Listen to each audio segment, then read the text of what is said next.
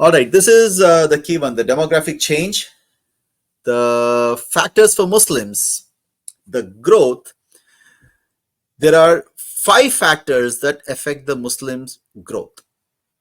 All right, so this one is going to be, I'm going to put things out in a little blunt way because those are the facts. Just like it is for, I mean, earlier when I mentioned about Aam Aadmi, there are some issues. Those are the facts that need to be understood, and that's the way they are. Whether somebody is a big fan, not a big fan, doesn't matter, because what they actually do is the ground realities.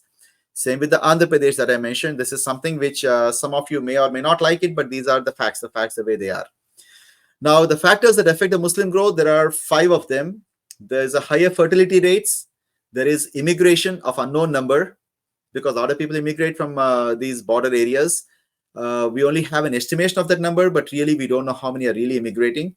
Then we have migration, which is to newer constituencies. If you look at it, there are areas where Muslims will have a higher percentage, and eventually they will basically extirpate the natives, which has happened in, say, Kashmir. It has happened in several districts in West Bengal, also in some districts in Kerala and few other places, where they form the majority and eventually the other people get extirpated. They'll be thrown out. Or some of the natives will get converted, like it has happened in the places where they have completely occupied. Whether it's a Bangladesh or Pakistan, you see all the Hindus and minorities will eventually disappear, because the areas they have captured, either you convert or you run away. In some cases, they die. So these are the ways in which the Muslims actually grow in different areas.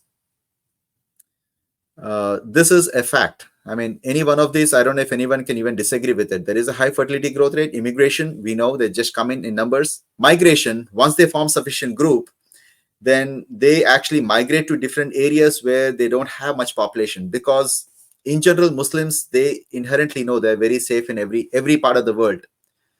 Anywhere you have non-Muslims, usually they're pretty safe. So they do migrate there. Once they have a substantial percentage over there, that constituency they're going to win. So there's no point getting 80-90% of the votes when 50% is good enough, right? So that migration do happen, and you'll see that in many constituencies. If you do a careful analysis of each constituency, you'll see in Bengal and few other states how some of the constituencies are grabbed. Extirpation and conversion is the other one. Now, the census data show that these are all the numbers that I brought it from government site. And personally, there are some very serious issues with these numbers, but these are the numbers nevertheless. And we'll just look at these numbers the way they are. In 2011 census show that Hindus constitute about 80%. Muslims are about 14.23%, and the Christians are 2.3%. What is interesting is that the Christians constitute about 2.3 to 2.34% back in 1951. And for the last 70 years, nothing has changed. So personally, if all I know in my area in Andhra Pradesh and many other areas too, that I know that there is the entire villages are getting converted to Christianity. So that is across board in Bharat, in many places. So if this 2.3% Christians, right from the last 70 years, nothing has changed, to me, I cannot accept that. Like I said, if these are the statistics, that's what they are. But to me, that is utter nonsense. All right. Even though these are government statistics, maybe it tells me that whatever they pick in the census is not correct. There is an element of a fraud. I'm not saying that the government is doing it, but people could be doing it, or I don't know where it is coming from. But what we can say, I mean, it takes a leap of faith to believe that from 1950 till today, the percentage of Christians has not changed, when we know that villages and villages are getting converted and an enormous amount of money is being poured from outside, right? And just from 1950s, by the way, the entire northeastern sister states, they have completely en masse converted to Christianity, the entire states. And this percentage has never changed. The people who really want to believe in these numbers, is up to them. But personally, I think this is the bogus number. It doesn't make any sense. Mohan Garu, 2011 census, I thought they were never released officially. It's 2011 census are available. They're available 2021. They haven't done it because of COVID. But up to 2011, right. But that's going to take up now. They are going to take it up now. Yes, but 2011 is available. So I got this from different sources. In fact, the Pew Research is another one which actually consolidates all this information. So you can get from every 10 year, 1951, 61, 71, all the way to 2011. You have a lot of statistics and data. In fact, I picked all these from the government data itself.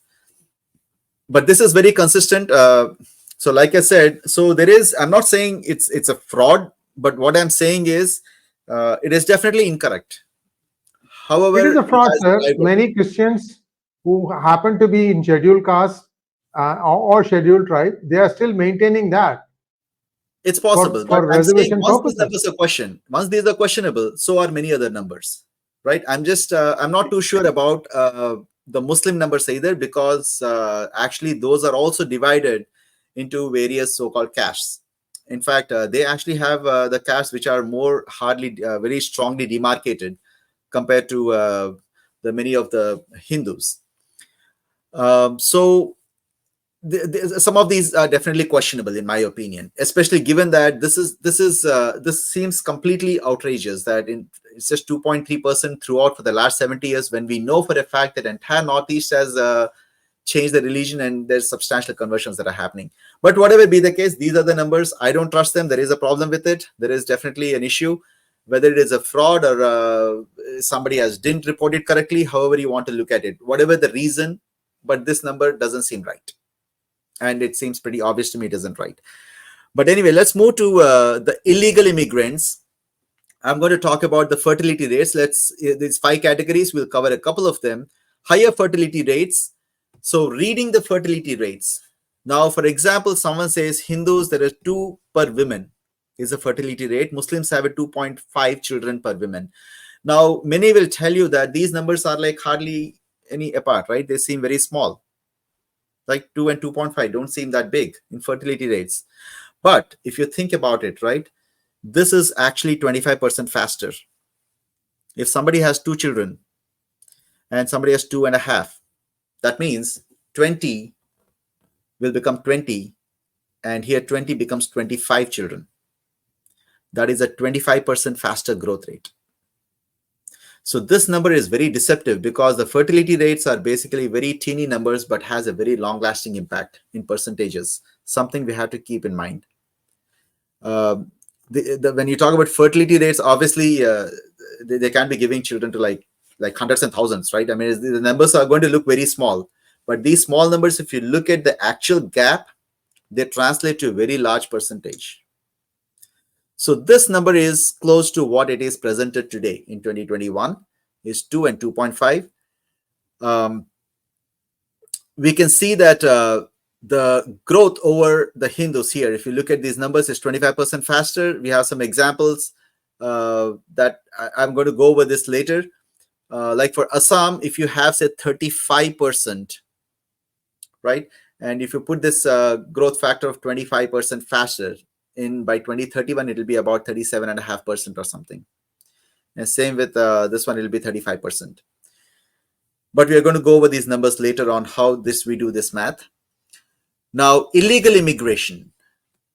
This is presented in Rajya Sabha, and also this is the official number that at the least there were 20 million Bangladeshi Muslims who have immigrated, who have illegally immigrated into the country.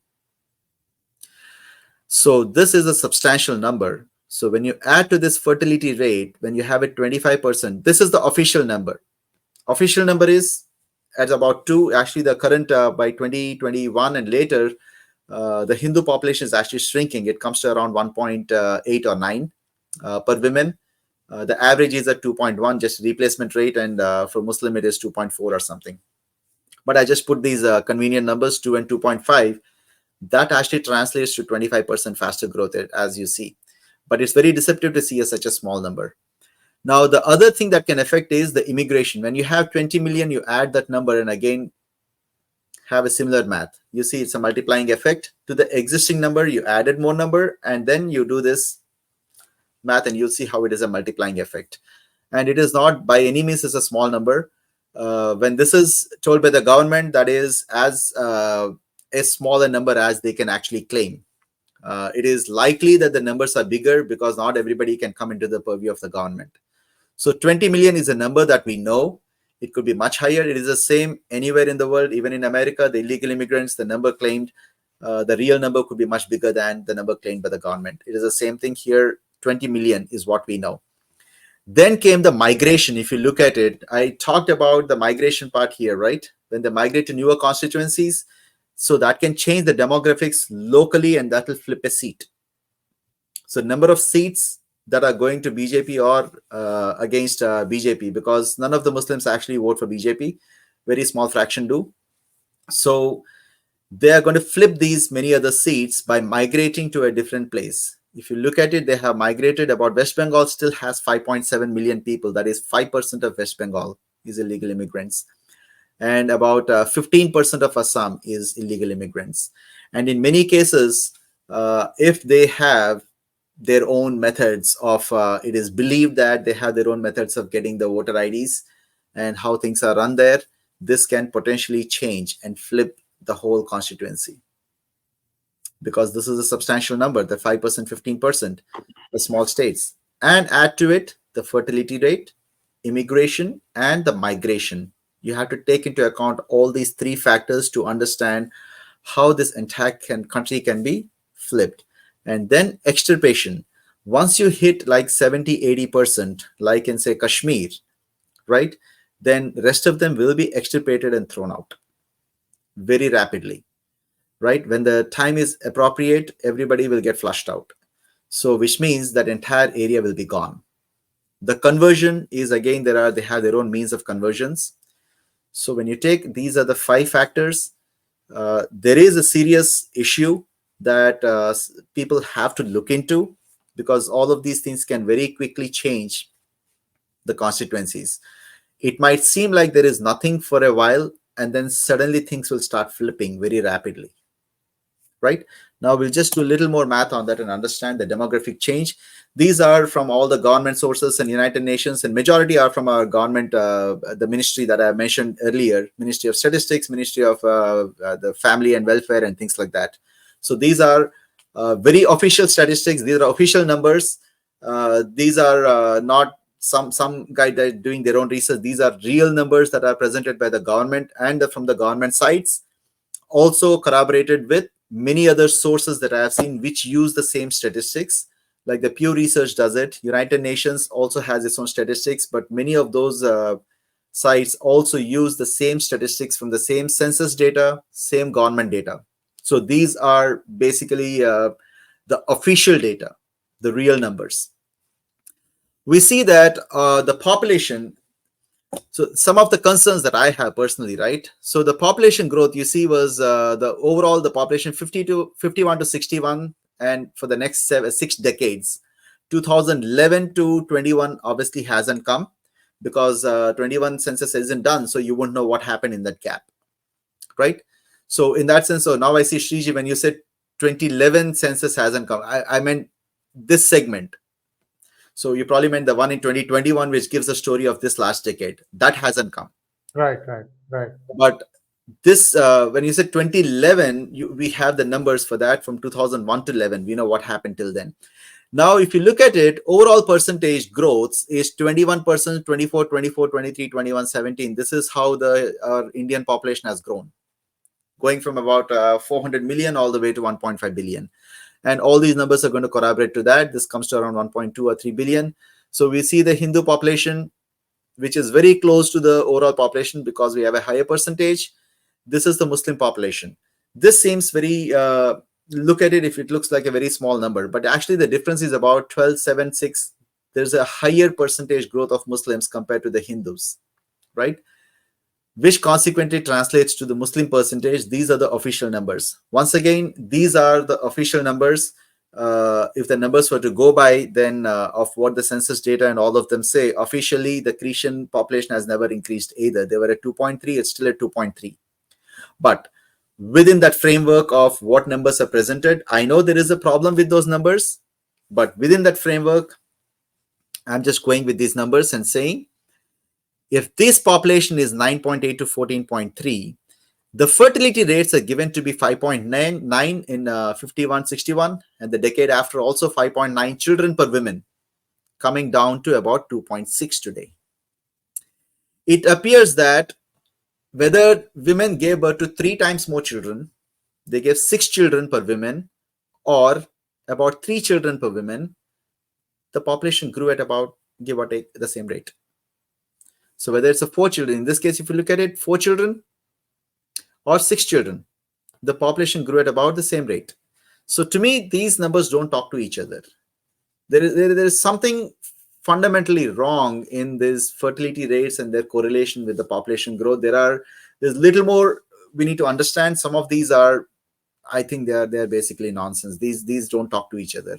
And secondly, these numbers, when you look at it, when you have a 12% growth differential, it might seem like they're growing at a very smaller rate, about 12%, but really not so. The population change of about that, when you translate it in each segment and you do the math over here, the real differential, I did for one segment, let's say this entire 60 years. Like we have seen earlier, I don't know if I mentioned it before, a generation is typically 20 years because the fertility range of a woman is from 20 years to 40 years, and it's kind of a bell curve, right? There are less number of women who give birth at early 20s and then after 40, at around 40s. So majority is somewhere in the middle. But this is the fertility range.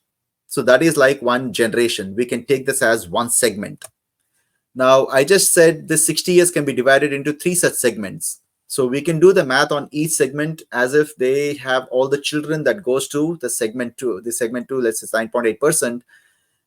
The change for the whole country was 11.2% in 20 years. So you have to do the math for how many children should they have. For this 1/3 of the segment should they have. So the entire country will have the 11.21%, that change.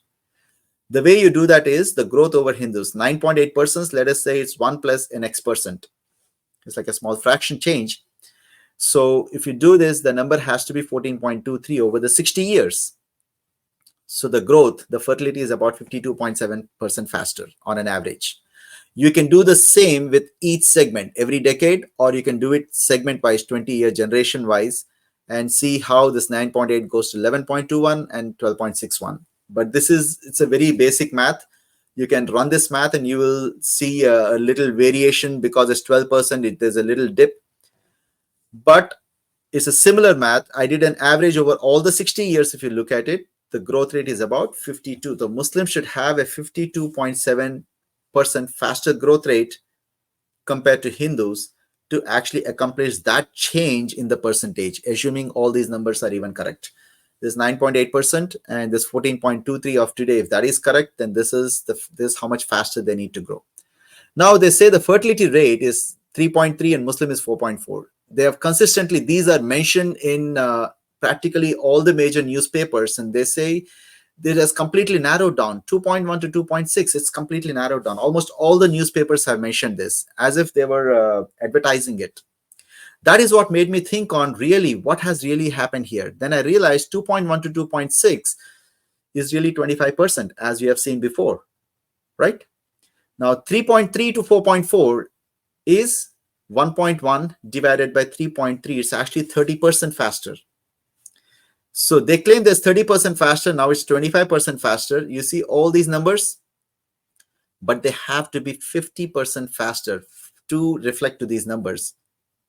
So, which means all these, if you have a fertility, in theory, if you have a fertility rate of 6 per women for Hindus, Muslims must have somewhere between 9 and 10 children per woman.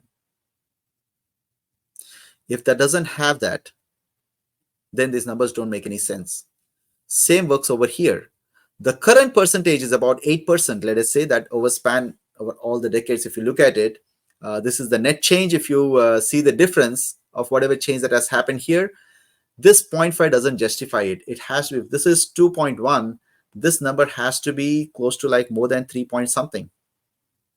It just can't be less than that. Same goes with it. 2.6, this has to be over 3 point, you take 1.5, is basically over 3.9 to 4. So these numbers are completely, they don't even talk to the rest of the numbers. You can't have this kind of a fertility rates. As we see, fertility rates are very high to very low, but somehow the country keeps growing. And now they claim all these fertility numbers, which really do not correlate with even the percentage numbers that the census data has shown. It doesn't talk to that. These two do not even match up. Earlier, we saw for the Assam and West Bengal, that's a 25% growth rate. If you adjust for the 50% growth rate, and by 2031, they'll have 39%, 31. You understand that if you have 1% and the population doubles, you only add 1 more percent. If it's at 90%, the population doubles, you add 5%. So the percentage change is significant somewhere in the middle, right? It's a basic math. So you will see a substantial, in these 20-year period, for example, if BJP is going to lose about 3.5 to 4 percentage points everywhere. When they lose this percentage, that is substantial, as they must have seen it recently. And the 5 factors that I mentioned about the change, unless they grow at this rate, the BJP, they're not going to make it. So there is a serious issue that they have to account for. All right. There will be people who will tell you, don't worry. That's because they want everyone to calm down, right? Just the Britishers always wanted that. They want to placate. There'll always be a group that will say, don't worry about it. Everything will be fine. It's all panic button. I'm not saying it's any panic, or I'm not saying it is not. All that I'm saying is these are the facts of what the numbers show, that there are going to be issues, those 5 factors that I mentioned above. And you look at these numbers, if the BJP doesn't grow at this rate, with the immigration taken into account, illegal immigration, the migration, they are going to have a very tough time very soon. So this is something that needs to be contained immediately, especially in places like Assam, West Bengal, are really getting close to the inflecting point. And we know that West Bengal, 70% are actually, all the Bengalis have already converted. So what we have are the Hindus are mostly in the West Bengal. Now, these numbers, when they don't match, I have something, this is my personal opinion. We all talk about white collar crime. White collar crime is somebody fudges up all the financial numbers. Now, can you imagine when these statistics are fudged up? Especially when these statistics do not match. Now, these numbers, when they don't match, to me, this is like any other white-collar crime. Because let us say the financial accounts are smudged, right? Then what happens is we consider that to be a financial, any kind of messing up with the financial record, we see it as a white-collar crime and a serious crime. When these numbers are messed up, what happens is the budgeting of the government to all the policies and many other things are also messed up. It is literally the government is running out of balance. So I say when somebody comes up with these numbers, to me, it is criminal for somebody to mess with the data. These numbers do not match with these kind of outcomes. So I would say at least one of them, very likely several of these numbers, and perhaps all of the numbers need to be questioned. Because the math doesn't add up. They need to talk to each other. These fertility rates do not match up with even the growth rate that they have actually published. And we see when the Christian growth rate, we have seen 2.3, that's completely a fraud. But many of these numbers don't talk to each other. So to me, this is like a white-collar crime when somebody messes with the data. It is the same as a financial fraud. Somebody messes with the records. This is messing with the entire country when somebody messes with these kind of records. I think somebody has to really sit down and make sure the numbers at least talk to each other. Otherwise, they can advertise what they want, right? All right, so we have the last slide. Yes, the narratives and propaganda. So some of the key points, right? The political expediency is at all levels. I know the BJP is doing some of the political expediency. They're getting the celebrities and many of those people. But think about it. Such political expediency exists even within every little constituency and among the Hindus too. So they're just a reflection of that. When, in many areas, right, in states, you have the Yadavs or the Kammas or the Reddys or any one of these people, they want to form a little coalition. Yes, there is a problem. That is a political expediency too. They fail to see the big picture of the country and they simply want to adhere to their principles. So why can't BJP also does a little bit of that? Eventually, they have to avoid that. But there is political expediencies that I mentioned in the past that is important to take care of. Now, there are a lot of discussions on internal conflicts within BJP. There especially talks about the conflict between Yogi ji, Amit Shah ji, and all of that. I think that is basically something that people should not really worry about. It is mainly, I mean, it adds a lot of, like the soaps that we see on TV. It's probably entertaining to a lot of people, but it really is meaningless to talk about those things because, like you see in a bigger countries, right? China never has any issue. None of if you look at the dictatorial countries don't have any issues. It's only the democracies that actually quarrel and fight. So we see that. Likewise, you will not find any issues with many of those other parties like Congress and TDP and many of those, because those are basically little kingdoms with their king that is set. There is no internal democracy there. Those are political private enterprises.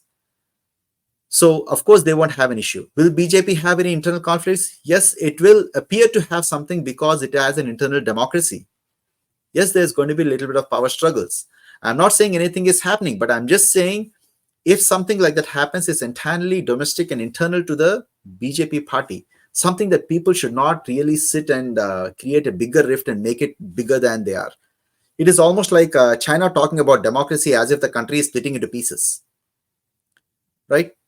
Because China has autocracy, it's dictatorship.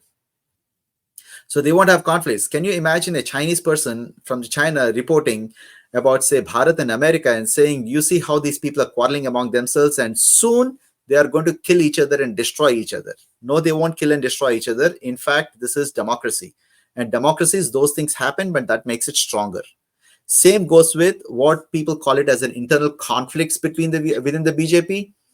No, it is not. Yes, there is democracy. Will there be conflicts? Just like there are conflicts in democracy. But that does not mean dictatorship is better. So people should avoid making a big issue out of these kind of narratives about conflicts between, say, Amit Shah ji and Yogi ji or Modi ji, and all that is meaningless talk. It is nonsense because they have sacrificed, all of them have sacrificed their entire life for the country, and they have done a great contribution. If there is something at that level that is for them to deal with, for the common man, it is more like a masala that they add, and they want to just spread the stories out of, I don't know what kick and fun they get. Please try to avoid doing that and spreading that any further, especially ones who are the well-wishers of BJP, because that is more harmful. It is like the Communist Party is trying to make fun of the democracies, saying that they are constantly under conflict, they're literally hitting each other, the France is falling apart, America is falling apart, Bharat is falling apart. That is how it looks. We are democracies, that is much better. And BJP is the same thing, is democracy. If you don't like any of the internal conflicts, then you have, say, Rahul Gandhi is never questioned, right? In fact, in those parties, even intelligence and common sense is never a factor. Then Sangh BJP conflicts. Most of the people who talk anything about Sangh and BJP, I can assure you that majority of them, and I've told the same thing last time, dare I say, all of those people have probably never been to Sangh and they don't know what even it looks like. So that conflict is, they always look at Sangh being some sort of, from the Wikipedia or somewhere, wherever they gain their information, they somehow believe it's some sort of a paramilitary organization that someone like at the top head, Mohan Bhagwat, gives an order and everybody says, sir, yes, sir, and they all follow it. So Sangh should help BJP, they should not help it. That is basically, they have no idea what they're talking about. So the whole Sangh and BJP conflict, when people talk about it, to me, it's a little funny because they're coming from a standpoint of absolutely not knowing what these are. They're likely never part of any one of these things.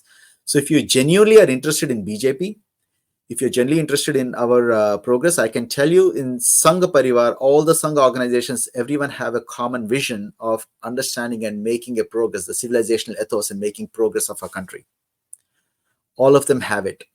Now, in a family, this is basically a gossip, the neighbor's gossip, right? The neighbor gossips, and I would just request that the people who are genuinely interested in BJP and others, at least don't spread the gossip. Even if you cannot address it, don't spread the gossip and make it worse, because they will get messages on, do you see what this person said? Do you see what Naddaji said? Do you see what? Of course, they're going to do that. Do not spread the gossip. That is completely meaningless.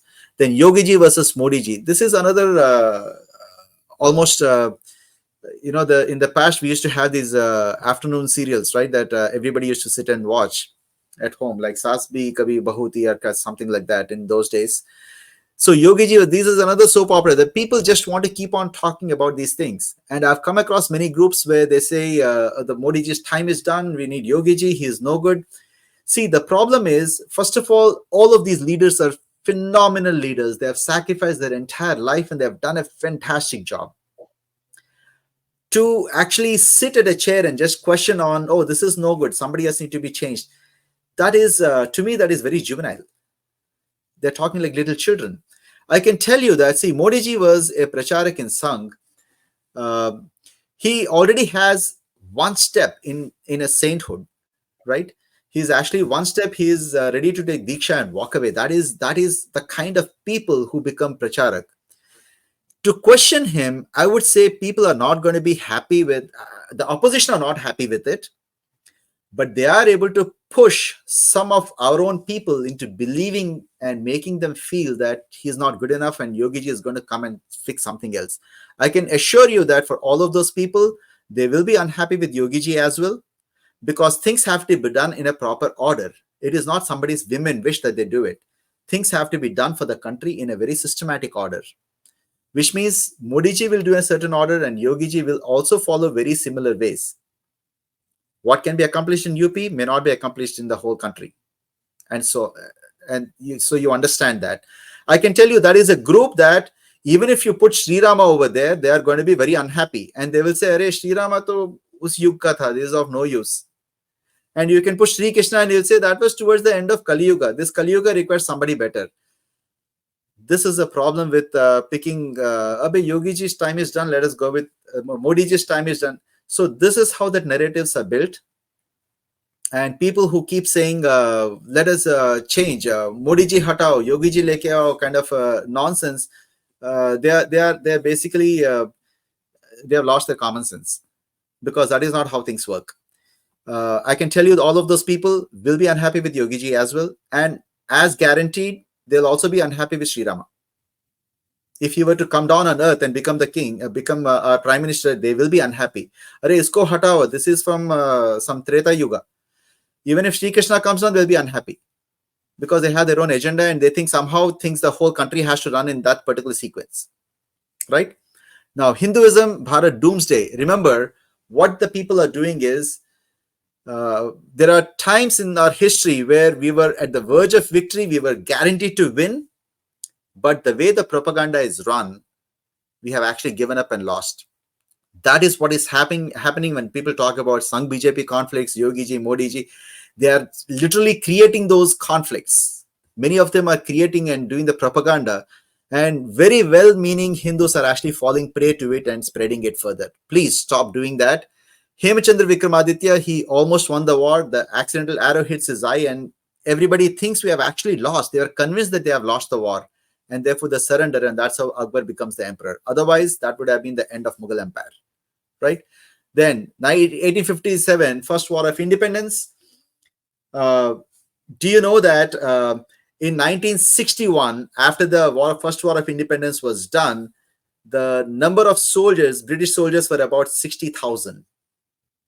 The number of soldiers killed in the First War of Independence, the official record says at least 6,000 and potentially 10,000 British soldiers were killed. This is something that completely shook the Britishers, and they figured this is the end of it. But they figured something. They figured that different groups do not talk to each other. There are many reasons on why the First War of Independence did not really gain us the independence, but it almost did. And there are many reasons for its what looks like a failure. One of the key reasons is they would go to each group and convince them that the other party has lost and this will be vanquished. So this group would give up their fight, and they would go to another group and convince them that some of these groups have already given up. So that is one of the reasons among many reasons on how they quelled the whole rebellion. It is basically Hindus who had fallen prey in some cases to this propaganda that somehow they've already lost and somebody has given up. They're trying to do the same thing today with all these internal conflicts, and BJP is completely gone and there's the doomsday and things like that. Otherwise, the First War of Independence should have been the last war of independence. We should have got the independence at that time, because the numbers that the Britishers have died was over 6,000 per the official records, and some say over 10,000 soldiers.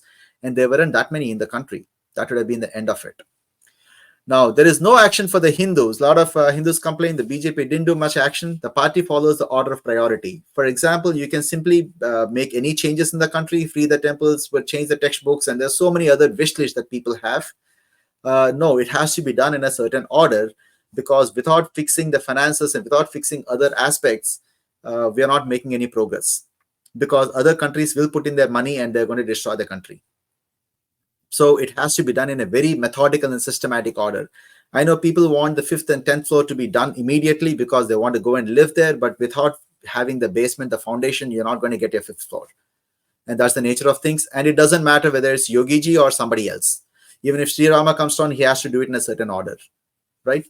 So that is important. Just try to understand the problem we Hindus have is we are being cheated so many times and tricked so many times by different political parties that we have a trust deficit. Look at all the other parties. The 20% of Congress people still vote for it, no matter what they do. You can have a Rahul Gandhi or anybody else, and they will still follow. Same is the case with many other parties. They can actually, like a Pied Piper, the whole state of Andhra Pradesh can be turned into an illiterate state, and still they will vote for them. You see how faithful they are. All that I'm saying is stick to this idea and understand a lot of the BJP Karyakartas are very strong in their vision and idea of how the country needs to progress. It's for the greater civilizational ethos. So trust them. They are doing whatever needs to be done in order of priority. Now, some people say the Muslim women, the triple talaq was done and many other things were done for them, and how come they didn't vote? I say do not get upset for things that are done that are right to do.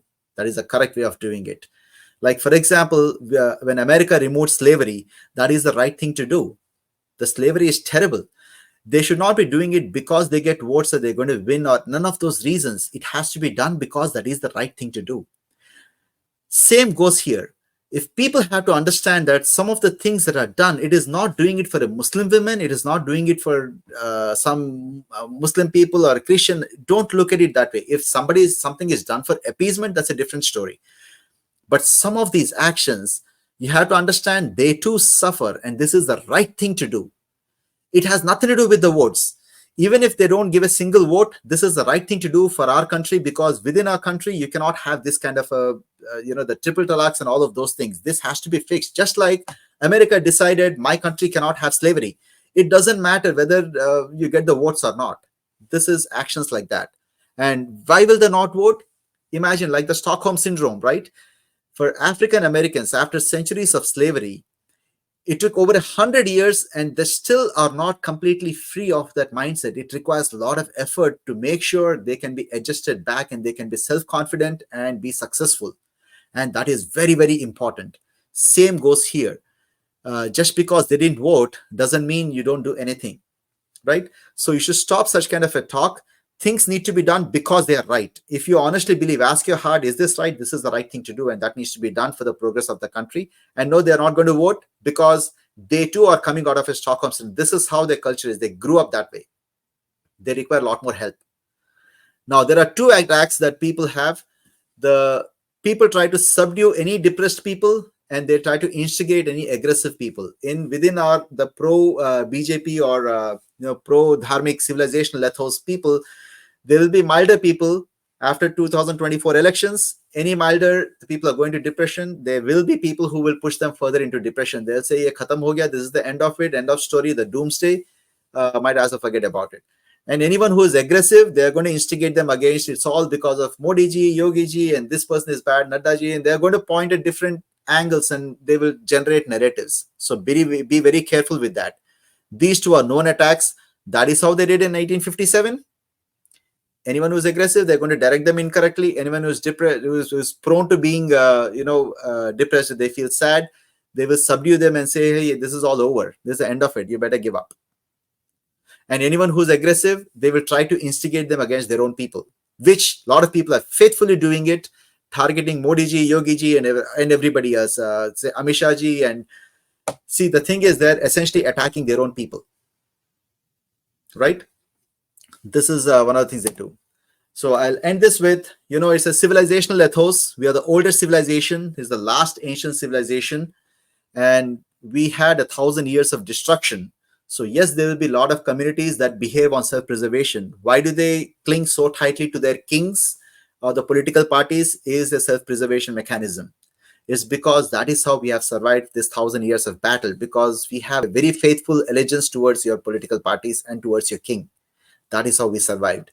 And yes, the kings, if they didn't do a good job, the invasions continued and we did lose substantial portion. And there will be cultural distortions that will be introduced by our enemies. That will always be the case. I'll end with just two quotes from Ramayana. This is from Ayodhya Kanda. It says, Shoko nashayate dhairyam, Shoko nashayate shrutam, Shoko nashayate sarvam, na asti shoka samaharipuhu. It means the grief destroys the courage, grief destroys the knowledge. It destroys everything. There is no enemy like grief. This comes from Ramayana. The thing is, a lot of people who are depressed in 2024, yes, with that grief, they take a lot of assumptions that they make, all the things that they have learned. See, the numbers do not reflect what narratives you have heard. Like Modi won by a very narrow margin and things like that. You see what nonsense that was. He gained the same number of seats. The 𝗣𝗲𝗍, which suddenly became Ayodhya to them, all these narratives, when people are already shocked and they feel bad about it, they play into it. So there is nothing to grieve about things. Think straight. Look at the numbers and understand the real facts. Then counter to that, this is about the people who are prone to feeling bad, right? They're feeling depressed. This is from Ramayana. It comes from our own culture. Mahabharata, it is for the more aggressive kind, right? This says, 𝗓𝗏𝗍𝗼 sammohaha, sammohat smriti bhramaha, smriti bhramshat, buddhinasho, buddhinashat pranashyati. Right? So basically the anger, krodha bhavati sammoha, it clouds the judgment. Right? So sammohat smriti vibhramaha is basically bewildering the knowledge, which destroys the intellect, which results in the downfall. This comes from the Bhagavad Gita, from Mahabharata. So you see, in our own culture, these are already enshrined. I said the grief, how it destroys everything, and how your anger, the aggressive people, how they are turned around and they are made to attack our own Modi ji and everybody else, Amit Shah ji, everybody else. If you learn our culture, do not let these two actually interfere in how you judge things. Do your judgment, look at the numbers, understand what the real facts are. Don't fall prey for the propaganda, and also do not propagate that any further. See if you can stop them. If you cannot, at the least do not, increase that effect. And the last thing is, all that I'm saying is, look at these numbers and stay stable. All right. So please do not, just remember, there are a lot of elements that are against the Bharat, who have infiltrated into practically every organization, every group. They will instigate these things. Do not fall prey for it. So I think that's all that I have for today. Thank you so much, Mohan. And viewers, this is a lot to chew, and I would urge all of you to watch it till the end. Of course, now I'm at the end. I'm saying this. It's important to take the point that Mohanji is making. The data doesn't lie. The data absolutely tells you what's happening. However, there's one slide where it's completely disowned. The data itself, is very, very confusing. And I know a couple of things that I've been mentioning in PGurus videos, what doesn't make sense. And we'll bring all these things together in a follow-up video. I've not even asked Mohanji. I'm just saying it because this is not something that can be cut and dried. It's not. It's a little bit more gray. And we will be coming back because we know that you're going to have more questions this time around. And hopefully that sets us down a path where we can come back and dispel those doubts, as well as get better clarity on what's going on. Thank you so much, Mohanji. Namaskar. Namaste.